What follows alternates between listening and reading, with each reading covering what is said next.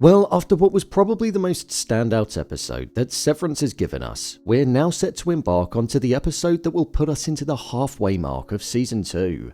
Titled Trojan Horse, I feel like this episode could be dealing with the repercussions of Helena acting as Helly. Maybe she was considered the Trojan Horse, or maybe the employees in MDR will be given some kind of gift to compensate for their loss of Irving and the disruption that was caused. But that very thing could be a trick in disguise. We don't truly know just yet, but that's what I'm here for, to theorize about what could be on the horizon. So let's not wait any longer and let's just jump right into it. Here is Severance Season 2 Episode 5 Theories Explained. Just to let you know, this video will contain spoilers. Life After Irving. Life After Irving is something that I think could be at the heart of the next episode. I imagine this will be a section in the episode that will lean into the question around the value of the life of an Innie and explore how it compares to that of their outies.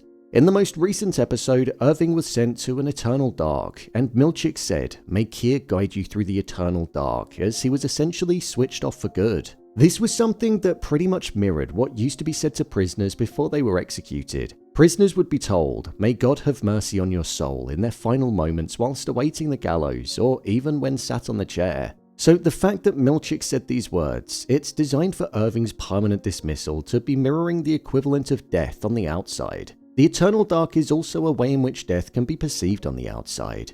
So I think we're gonna see the group coming to terms with the fact that Irving is no longer around. We've not really seen Innies in a sense of mourning before. I suppose the closest we got was Irving with the way that he felt about Bert, but it's different because he wasn't necessarily switched off, he retired. The group are essentially faced with the equivalent of the death of their friend, something that they've not gone through before. So I think this is going to show just how valuable an Innie's life is. This will be something that will probably lean into the fact that the Innie personalities that Mark, Dylan and Helly have are essentially sentient beings in their own right, and they'll likely mourn just like how we do and outies do in the real world. I imagine there'll probably be a sense of feeling disposable that will run through them too, and the mood that they could just simply be switched off at any point, making their existence seem insignificant and like they're in control by a higher power. So it will be interesting seeing that mindset and theme being explored too. I imagine the whole situation of Helly being kept in the dark and Helena taking on her form, and also Mr. Milchick being in on the plan, being something that the group will have a lot of questions about. Questions that Lumon aren't going to be ready for. So suspicions will probably be at the highest that they've been amongst them, and it's only going to make them want to dig deeper about what it is that they're working towards, Cold Harbor and the hunt for Gemma. Miss Cobel. One important character that didn't feature at all in the most recent episode was Miss Cobel. The last we saw of her was in episode 3 where she got into her car and drove off after feeling some kind of threatening behaviour from Helena when she said that things could be reset for her. I think Miss Cobel will get a focus in the next episode, especially because she was absent from this one. The main question we were left with after her leaving was where was she driving to and what were her intentions? I think she's going to be driving back to where she was headed towards at the end of episode 2, Salt's Neck. We don't know why that location holds value specifically to her, but I'm going to predict that it's got something to do with her mother, as she had Charlotte Cobel's breathing tube with her in the front seat of the car as she was heading towards there. I think we might well see an insight into Harmony Cobel's past, and Salt's Neck could be the location where she was raised before her mother died. Maybe we could get some kind of flashbacks incorporated into the episode as she's navigating where she used to live, and this could then tie into her time in Myrtle Egan School for Girls, and how she was most likely taken there from the orphanage. It feels like this school is an indoctrination organization, and if there are flashbacks, it might expose Lumon's poor moral values even more and how they exploit young people into following the ways of Kier.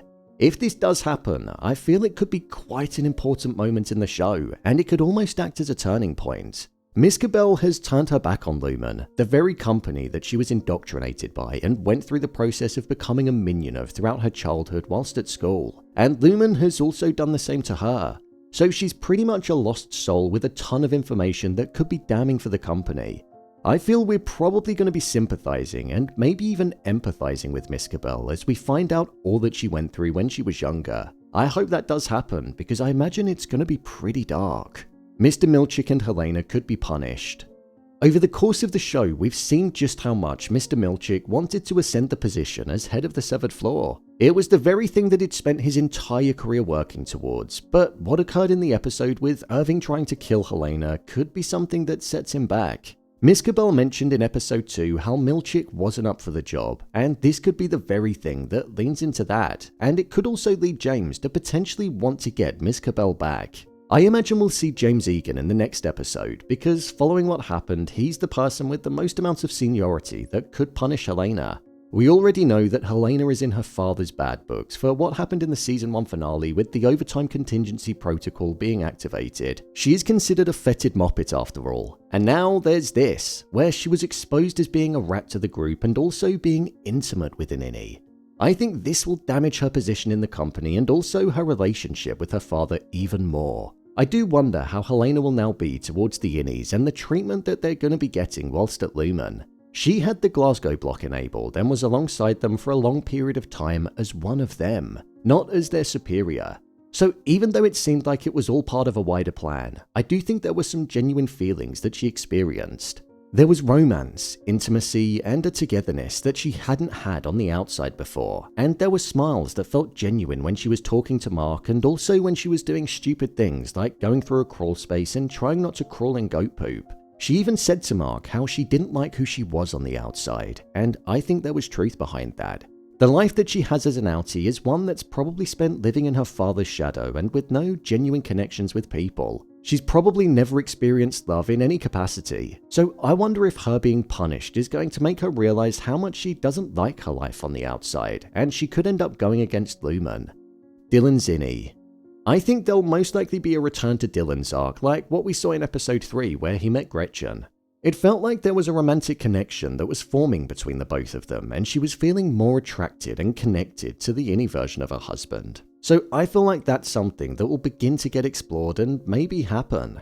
I think the emotion of grief being at the epicenter of the episode and being the overarching mood that hangs over them all like a cloud could be the very thing that influences Dylan's behavior. When people are struck with grief, they're sometimes not really themselves, and maybe a moment might happen between the both of them because of that. I always thought that it would be weird for Gretchen or the outie version of Dylan if she did end up cheating on him with his Innie, if you can call it that. But I feel like this would actually be something that would definitely be weird for Innie Dylan too. I wonder if he'd feel a sense of betrayal himself because he's ultimately doing wrong. Mark's reintegration. Something that didn't really feature in the most recent episode was Mark and the fact that he was reintegrated. We obviously saw him go through the procedure during the end of episode 3, but he didn't really appear to act any differently to how he usually did. There was a brief moment where Helena's face morphed into Gemma's, and I feel that was showing that the two minds were connecting as one. Maybe there's more of a delay than what we originally thought with the reintegration process, and it's not as instantaneous as what we thought. I reckon this means that we'll slowly start to see Mark's outie's memories coming to him, which might send him into a bit of a frenzy because of all of the new information. The fact that the face glitched could also mean that he's already experiencing side effects. We know how dangerous reintegration can be due to what happened with PT, so something similar could end up being on the horizon for Mark if he's not careful. But I suppose it's too late for him to be careful now. That window's passed. Like always, there are many different directions that the next episode of the show could go in when it does return, and with the way that the show's written, it's genuinely unpredictable. However, I feel like some of these topics could well be explored. So, there you have it, Severance Season 2 Episode 5 Theories Explained.